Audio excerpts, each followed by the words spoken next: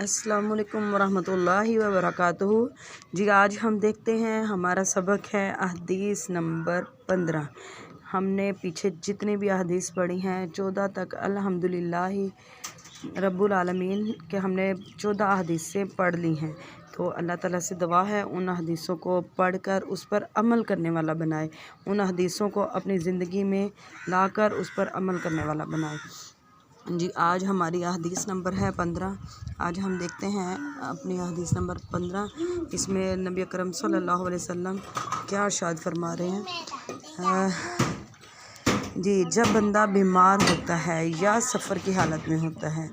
जब बंदा बीमार होता है या सफ़र की हालत में होता है तो इसके नामा इमाल में इन अमाल के बराबर अमल लिख दिए जाते हैं जो वो अपने घर में हालत सेहत में किया करता था। सुबहान अल्लाह।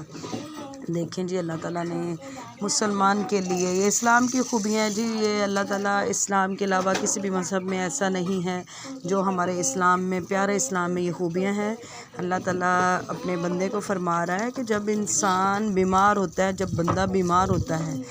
या वो सफ़र की हालत में होता है, बीमार होता है या सफ़र की हालत में होता है, तो उसके जो नामा इमाल है, नामा इमाल आप जानते हैं किसको कहते हैं, फिर भी मैं आपको तफसील में दोबारा बता देती हूँ। नामा इमाल वो किताबें हैं, वो रजिस्टर हैं, वो हमारी अमाल नामे हैं जो फ़रिश्ते हमारे लिख रहे हैं, जो हमारे कंधों पर फ़रिश्ते हैं और हर रोज़ हमारी हर बात, हर छोटी से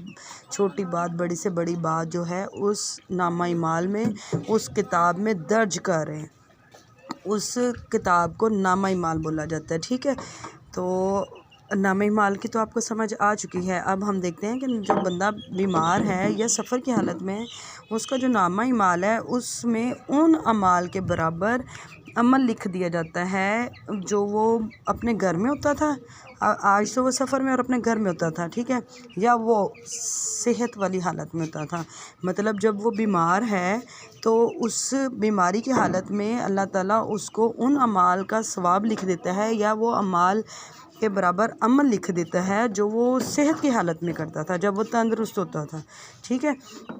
एक बंदा है जो बीमार हो गया, जिसको बुखार हो गया या उसको कोई अल्लाह ना करे उसकी कोई हड्डी वगैरह फ्रैक्चर हो गई है या उसको कोई और बड़ा मसला बन गया है और वो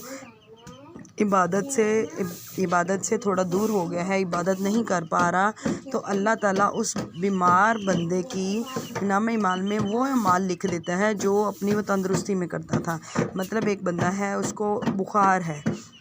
ठीक है, और वो आज नमाज नहीं पढ़ रहा या उसको कोई सख्त बीमारी आ गई है और वो नमाज को छोड़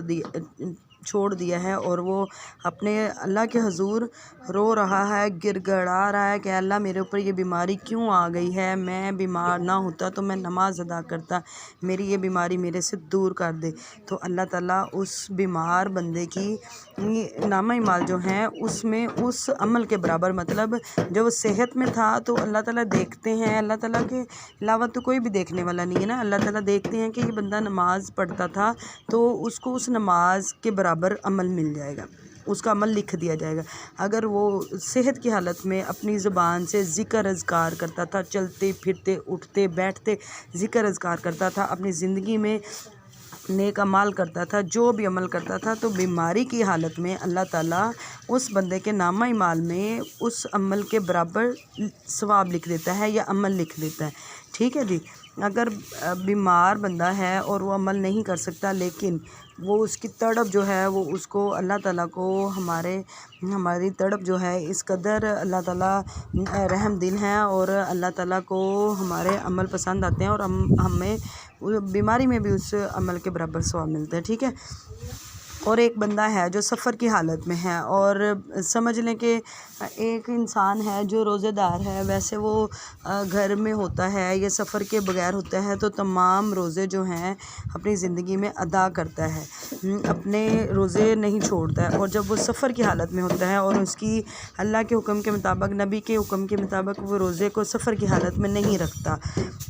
वो रोज़े को छोड़ देता है, और लेकिन उसका दिल जो है वो उसको बार बार इस बात पर ملامت کرتا ہے، بار بار اس کو یاد دلاتا ہے کہ اگر تم گھر ہوتے تو روزہ رکھ لیتے، اگر تم ایسے ہوتے، سفر نہ ہوتا تو تمہارا بھی آج روزہ ہوتا، تمہارے بھی اتنے روزے ہو جاتے، تمہارے بھی نیک اعمال بڑھ جاتے۔ تو اللہ تعالیٰ کیا کہتا ہے، اللہ تعالیٰ نے دیکھیں صاف حکم فرما دیا کہ سفر کی حالت میں بھی انسان ہو، سفر کی حالت میں بھی انسان ہو تو اس کو وہی اعمال کے برابر عمل لکھے جائیں گے جو وہ اپنے گھر میں حالت صحت میں کیا کرتا تھا، ٹھیک ہے، اپنے گھر میں ہوتا تھا اور صحت میں ہوتا تھا۔ سبحان اللہ۔ اللہ تعالیٰ ہمیں اپنی زندگیوں کو اسلام کے مطابق گزارنے والا بنائے،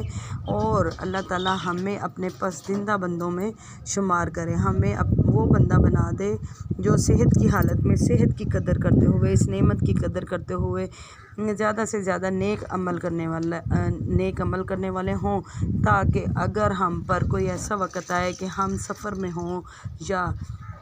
ہم بیماری کی حالت میں ہوں، ہم سے صحت چھین جائے، صحت کی نعمت جو ہے وہ ہم سے دور ہو جائے، تو ہمیں وہی اتنا ہی ثواب دیا جائے جتنا ہمیں صحت کی حالت میں جو بھی ہم عمل کرتے تھے اس کا ملتا ہو، ٹھیک ہے۔ اللہ تعالیٰ ہمیں نیک بنائے، ہمیں اسلام کے مطابق زندگی گزارنے والا بنائے، اور ہماری آنے والی نوجوان نسل کو اسلام کے مطابق زندگی گزارنے والا بنائے۔ ہمارے نبی اکرم صلی اللہ علیہ وسلم کے جتنے بھی ارشادات ہیں، جو بھی اللہ تعالیٰ کے نبی نے اپنی زندگی میں تجربے سے بتایا ہے، وہ ہمارے لیے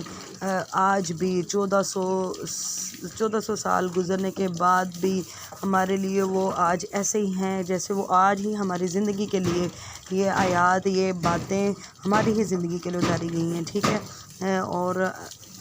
نبی اکرم صلی اللہ علیہ وسلم کی جو بھی بات ہے اتھینٹک ہے، اور اس میں تو کوئی شک ہے ہی نہیں، اور نہ ہی ہم